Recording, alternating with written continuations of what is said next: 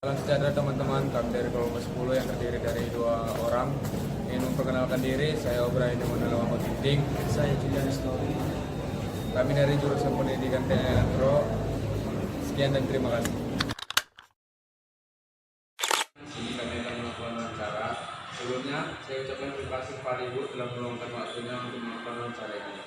Sebelum memulai wawancara, perkenalkan nama saya O'Brien Emanuel Muhammad Ginting dan guru saya Astri Simanjuntak. Oke, jadi di sini ada beberapa pertanyaan yang kami ajukan kepada Ibu. Yang pertama itu, menurut Ibu apa upaya yang dilakukan guru untuk membantu mengembangkan kepribadian yang terdapat dalam usia sekolah?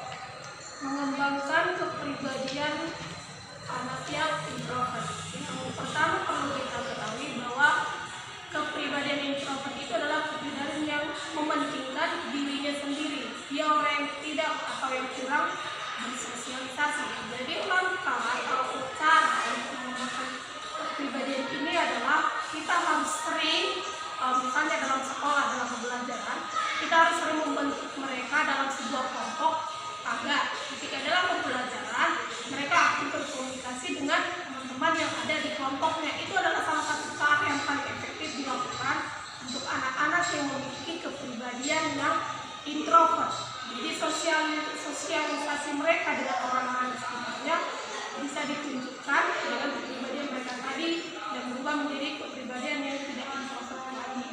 Itulah salah satu cara yang paling efektif ya, membentuk kelompok dalam pembelajaran. Mereka bisa bersosialisasi dengan teman-teman yang ada di sekelilingnya.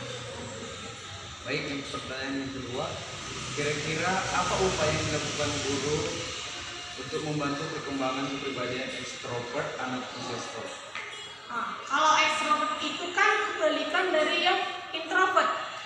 Jadi ini orang yang atau anak-anak yang memiliki kepribadian yang sosialnya tinggi. Kepribadian yang sosial tinggi ini juga perlu kita antisipasi. Karena apa? Jiwa sosialnya itu belum tentu kita tahu apakah orang-orang yang ditemaninya atau orang-orang yang berada di sekitarnya itu adalah orang-orang yang memberikan dampak buruk atau negatif.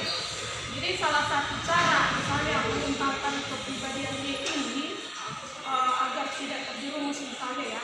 Yang pertama kita harus melatih dirinya ya, agar bisa memilah bagaimana melihat bagaimana orang-orang yang ada di sekitarnya. Kita harus mengetahui bagaimana kepribadian orang-orang yang akan berteman dengannya. Dan kita juga harus melatih mereka dalam mengendalikan dirinya. Salah satunya agar mereka tidak selalu memikirkan ini semua bisa ditemani, tidak. Tapi tetap kita harus mengontrol mereka, memilah mana yang baik dan mana yang buruk.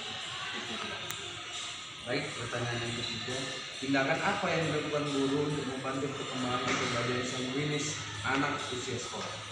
Kalau kepribadian yang sanguinis ini kan kepribadian yang ramah dan kreatif. Sebenarnya kalau yang kepribadian ini lebih kita tuntun lagi. Ya, kita harus menuntun dia walaupun dia orang yang ramah dan kreatif.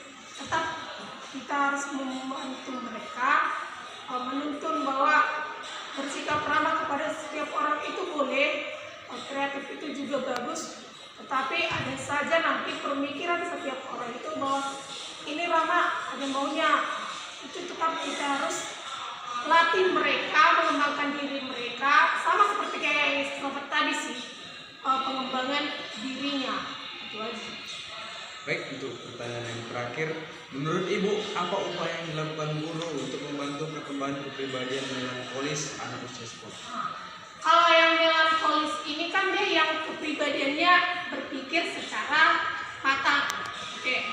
Biasanya orang yang berpikir secara matang ini dia terkadang lebih mementingkan pendapatnya sendiri. Nah, itu yang perlu dikembangkan atau itu yang perlu diperbaiki. Jadi kita harus melatih mereka untuk menguasai dirinya atau untuk mengontrol atau lebih ke kita harus bisa mendengarkan pendapat atau perspektif dari orang lain walaupun agar dia tidak mementingkan pendapatnya sendiri. Baik, sekian mungkin wawancara dari kami teman-teman. Terima kasih juga Bapak Ibu sudah meluangkan waktunya. Sama-sama. Sekian dan terima kasih.